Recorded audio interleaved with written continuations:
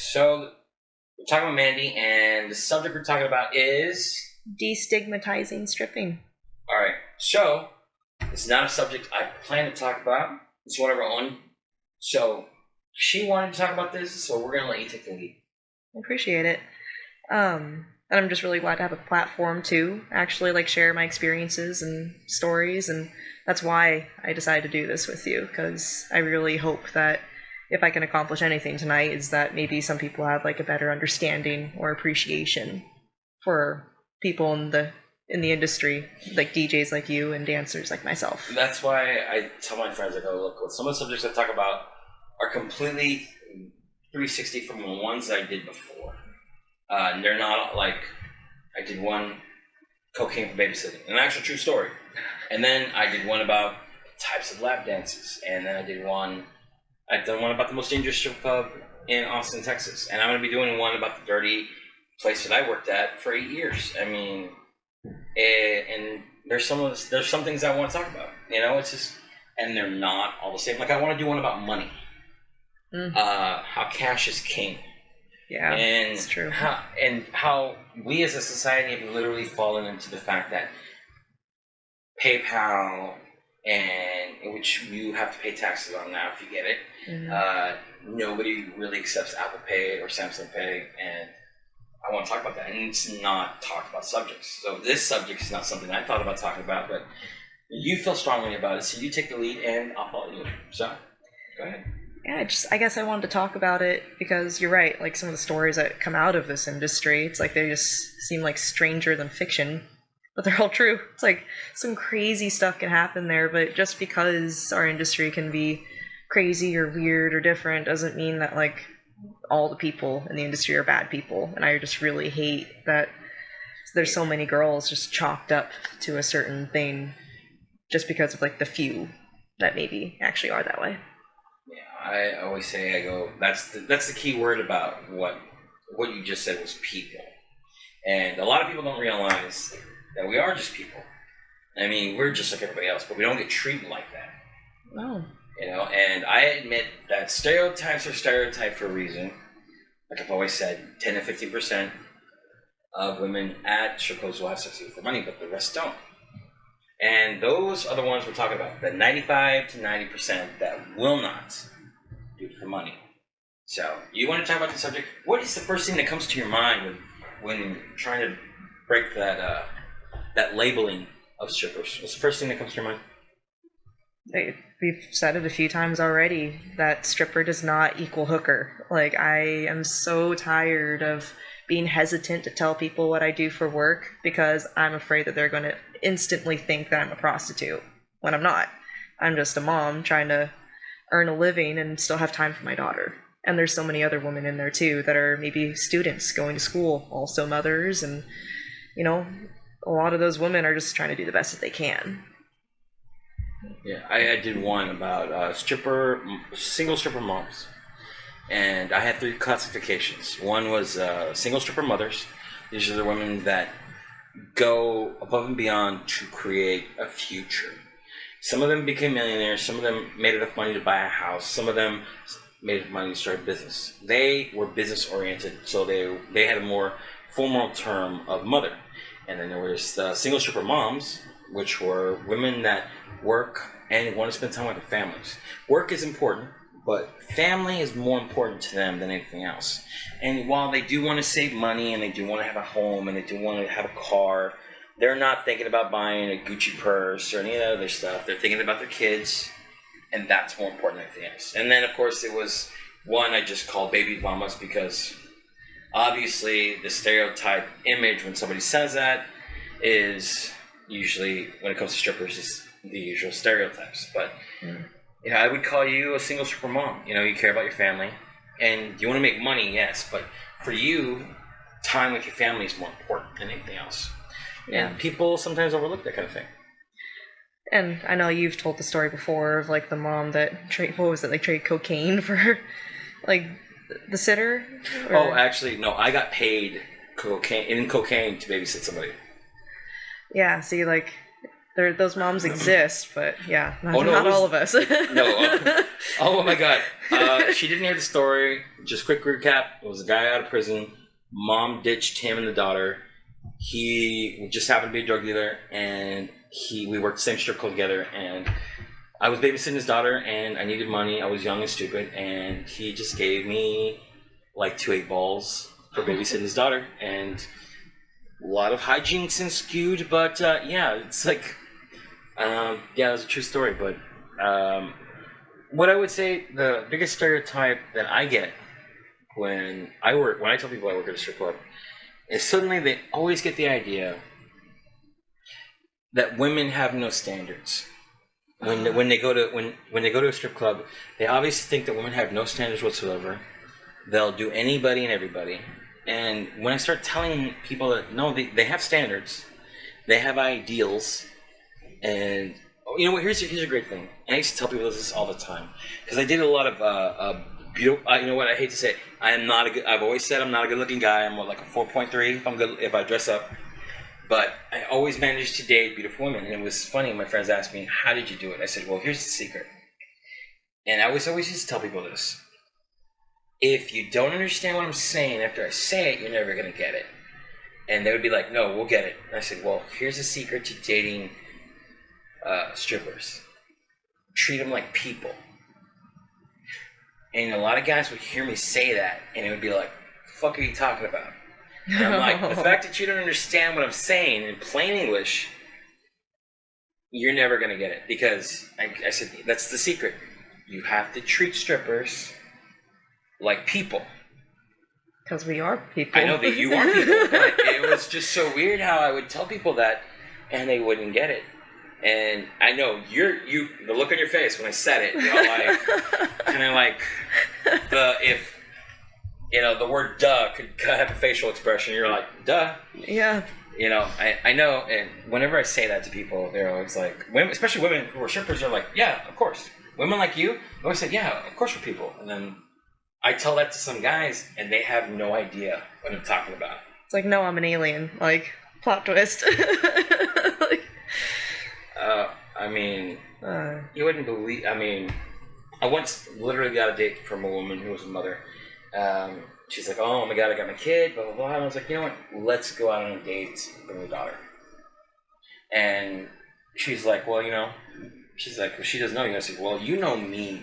We've worked together for a while." And it went to Dave and Buster's. I had a great old time. Didn't learn that we weren't compatible, but we did not show any affection whatsoever in front of the child because it was just us. It was just supposed to go out and have fun day. yeah. And some people didn't understand why I did that. I was like, look, I go, first of all, if they're a mom, you have to treat them like a mom, which means that there's no grabbing ass, there's nothing like that in front of their kids because that's not the kind of image they want to give, first of all. You have to treat them like people, and if they're a mom, you have to treat them like a mom. You have to show them respect, and you can't be getting all lovey-dovey with their kid around, especially if their kid's never met you before. Yeah. So they always thought it was weird that I would do stuff like that. I was like, no, it's not weird. They're people, and more importantly, they're a mom. I think it's incredibly respectful of you to treat her with like that kind of dignity out in public, and also even just to treat her like that. I think that's incredibly sweet. Like, and you're right. Like, so many people just wouldn't even think that way. There was a girl that I fell in love with, and my friends could not understand how it happened. And I mean, we haven't ever had these kind of conversations, so I know it's new to you. We both had lives that were just complete opposites, and we had very little time to ourselves. Like, when I say that, I mean we would be lucky to go on a date once a week, and it would only be for like an hour. When I say an hour, I mean literally she had 1 hour, and then she had to be back. So we ended up running errands together as part of our time, spending time together. When I mean errands, I mean like going to the supermarket. Oh, I've got to go buy my son some new shirts, and I would go. I'd hold her daughter Chloe. That became our dating routine. And people, some of my friends at the time were like, I don't get it. I'm like, look, that's all the time we have together. So we're going to use what time we have. And we fell in love together. Sadly, her mother couldn't accept what I was doing, but it was one of the best relationships I've ever had in my life. No, it was we only slept together once. 4 month period. We only slept together once. That was the only time she literally was like, I've got 3 hours. Let's go out and do something. And then she surprised me with just like, no, we're not going anywhere. Let's just go to your bedroom. And that was the only time we ever slept together. But most of the time we spent together, they were just with me, her, and the kids. And you treat them like people. You have to treat them like people. Absolutely. Super important. So besides that, what else do you think would help people not see them as just some label and stereotype? Like, I don't know how else to help them see that. I just hope that honestly just vocalizing it would, be enough. Sometimes I ask people, it's like, well, imagine if you were in that position. Imagine if you were the one that went and busted your ass at this job, and the entire time that you're there, and every single person that you come in contact with and that you're trying to perform a service for just wants to treat you like dirt, or assume that when you say no, that's actually you saying yes, or just wants to think that you're easy. I don't want to get caught. Oh man. No, that's just... you know how many times I've heard that? I'm like, oh, she's saying no, but she's trying to tell me she doesn't want to get caught. Like, no, no literally means fucking no. Like, I mean, I know that sounds... I know some people are probably hearing this going, that's idiotic. Of course, no means no. You'd be amazed what some people try. When alcohol's involved, suddenly everybody, from the waitress to the door girl could be 50 years old, and suddenly she's a sexual object who is just 18 and wants to put out. And yeah, that's the more disgusting part of my job, and I hate that. I know it's weird to hear it from a guy, but you probably see too many examples of it. Yeah, I mean, honestly, you start feeling like dirt because they feel like you're one of the guys, and you're gonna give them all this information. You're gonna tell them who I'm like, dude, I try my best to push them away. I always tell people it's a job. It's a job first, and like anything else, you choose your job. It's not like the army or prison where they issue you a job. You choose to be here, so you choose what you want to do, and it's hard for people to understand that. On the job note, like, another stereotype that I hate is people saying, like, so I'm always quoting, like, sex work is work, and, like, I would say that dancing is under the category of sex work, and it absolutely... I consider stripping sex work. It is absolutely work. That shit's exhausting. Like, you're spending 8 hours a shift walking around in 8-inch platform heels, constantly going up and down off the stage, pole dancing, which is also a workout. I don't know how many of you pole dance out there, but it's exhausting as well. You have to go around, like, to people and give them lap dances, also exhausting. It's mentally exhausting too, just the amount of just negativity and pervs, weirdos, creeps. And by negative, she's not talking about like no's, okay? She's completely right. Perverts and all the rest of those guys, if you had to put up with that shit, you know what's really funny? And I say this, and I'm not trying to be a smartass when I say this. I would tell people, I don't like my job. And they're like, why? Well, I didn't like where I was working. And everybody's like, why? I said, because I get my dick grabbed more than any other guy in that building. And they're like, oh, it's a dream job. I said, no, it's not. I go, first of all, at one point, there were girls making bets about who was going to sleep with me first. Never slept with anybody I worked with there. Never. I had one girl in the entire building I would have dated. She was the door girl. And I told her, I was like, of all the women in here, you're the only dateable one. And she's like, you don't have a boyfriend. I said, yeah, I know you have a boyfriend. Lucky guy. But I also I told her, I was like, you asked me a question, because there was this hot chick and she was trying to touch me. I was like, get the fuck off me. I go, I know where you, I was like, no, I don't want you to grab my dick. I don't want you to do any of that shit.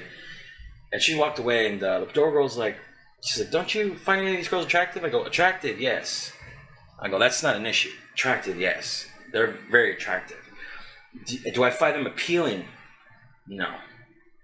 Yeah, it's just, I've seen, once you've seen some girls do some stupid stuff, you can't look at them the same way. Because they're doing it again and again. They're not like you. You have a standard. You have a sense of self that they don't have. And those are the girls that are grabbing me. And I told this girl, so look, I go, if I had to date one person in this whole building, it'd be you, and you're not even a dancer. I go, because I know who I work with. I go, a lot of them, I already know too much. You can't lie to me because I already know, you know? And I would say it's like the one thing I hated about where I worked is like none of the people there I could ever talk to because they were, a lot of them were stereotypes or just drunks. And that's why everybody would ask me, like, why in the hell are you going for Forever 10 and Yellow Rose before work to have a drink? I go, because I need it. I was going to say, I feel very fortunate to work at the club that I do. Yeah. I feel like I got super lucky to have awesome managers and actually like a lot of girls in there that are just, it's a job. They're about the hustle. They're supporting themselves and families. And I remember when you found out I was DJ and you asked me where I worked, and the first thing I had was like, it's a place you never need to go. I said, you said, you're going to be so happy you're here. I just always hated when people ask me, like, well, I'll go check it out. I'm like, no, stay where you're at. Yeah, no, I never would have got to meet you the way we are talking right now if we worked together at where I did. It would have been a whole different thing. Everybody saw me as an asshole because I did not interact with anybody. When I say that, I mean I did not interact with anybody. Everybody wanted to go out and do stuff. I never did anything with nobody. I kept to myself. I had three good friends that worked there still, and they're the only people that I actually associated with in any shape or form outside the club. Because one, they're real people. And I know we keep bringing up people, but I mean that's a really important thing about all this is that they're people. You know, they're not putting on a show. They're not trying to go for the Instagram fame. Literally, I couldn't tell you how many times somebody took a picture of their drink or what they bought to eat, or God forbid, another Gucci fucking purse. oh man, Like Gucci would be so happy about the number of purses that were in my strip club, and people were like, "Oh, you don't like any of that?" No, I don't. I'm too old for it. I go, excuse me if I just want a girl that I can be like, you know what? How about I just make us dinner, let's watch a crappy horror movie, and then we'll go to bed. That's it. I mean, I know it sounds like a shitty time for some people, but I mean, you could see all the books I have. I literally have 1,000 that I've already read that I've kept, that I've read more than once. I've got about another 200 on the bottom that I'm going to read. So for me, I'm very boring to people, but... Well, you know, exactly. Again, people. Yeah. People are people. They are who they are. And yeah, I try to explain that. But like with you, it's hard to get that message across to people. You know, I went out with one girl just to show her how boring it was. And by the end of the date, she's like, I don't ever want to do this again. I said, I told you. I was like, I don't know how else I could have told you. When I got in the car, the audio book I was listening to came on instead of music. And she's like, what the hell is... I was like, yeah, I go, it's a book. Yeah, I just couldn't read it, but yeah, I heard so many good things about it, so I got the audiobook. And she's like, how much longer? I was like, only 16 more hours to go. She's like, change it. I'm like, but, I mean, I think you get where I'm coming from. You, of all people, I mean, honestly, when I met you, you were such a surprise. Because... it's hard to meet people up front who are honest completely about who they are from the exact second that you meet. I feel like that's important if you're going to help destigmatize something, you know? Especially for yourself. Yeah, I'm very open on my Instagram and on my OnlyFans and stuff, what I do, and I'm even being much more open.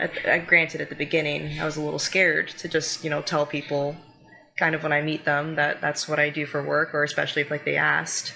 But I'm starting to feel even more comfortable doing that because I'm just hoping that with time people will stop chalking all strippers up to the same thing. We're a service industry. We should be treated with the same kind of respect that maybe like your barista gets treated with, or just because we're half naked and show more of ourselves doesn't mean that we're people any less deserving of respect. Yeah, I don't think that because you do OnlyFans and you're a stripper doesn't mean that you are. I think because you're a sex worker, I think that you should be. More importantly, I don't think you should be divided. I think the most important part, you should be added to the worker category. Because I've seen you. You work hard. It's no bullshit. Other girls might say, "Oh my God, I work so hard." No, they haven't. You actually work hard. You hustle and bustle. That's why I said I would put you in a good category when it came to single stripper moms. Because you care about your family, which separates you from the more business-oriented single stripper mothers who are just about money. But you care about time and you care about your family. And that in itself, I mean, honestly, the only reason why I liked you because the first time I met you, you were so honest. And I was like, I got caught off guard. And I was like, what is your name? And I did not forget it, which is fucking rare for me because I remember faces and I don't remember names that well. But I remembered you right off the bat. That's why when you told me to change your name, I'm like, what? I was like, who's Lilith? They're like, yeah, it's you. I'm like, oh, you changed your name. Okay. Oh, yeah, it's back to Mandi, too. I had too many customers having a hard time saying it. Just try screaming that over a DJ. Yeah, no, I think it's good that we've had this conversation because it's one I haven't had. I didn't think about having. Usually when I talk in terms of people, I talk about relationships and stuff, but this is a lot. This is something I think is a good one to talk about. Thank you for letting me talk about it a bit. I'm super stoked to kind of get that one off my chest a little bit, actually. That's the thing I find with these podcasts, they are all going to be different. Like I said, we'll be doing one about cash, and I don't know how popular that one's going to be, but I feel like I feel it's very important. I believe that everybody should have cash when they come to the strip club and can't rely on credit cards and stuff. And again, I don't think it's very popular, but I think it's subjects that people need to hear about. Or, you know, how it might be kind of insulting if a girl dances for 9 songs straight and then you try and only tip her $2 on the stage. Oh, I'm going to have one special about D-bags. Yeah, I need a proper title. But this is one thing I wanted to talk about, the douchebag. But again, if I put that on YouTube, it's not exactly going to get published. But yeah, I want to talk about that one. Guys that waste time. Oh, those ones are and the worst. Don't spend the amount of money they should be spending for all the attention that they get.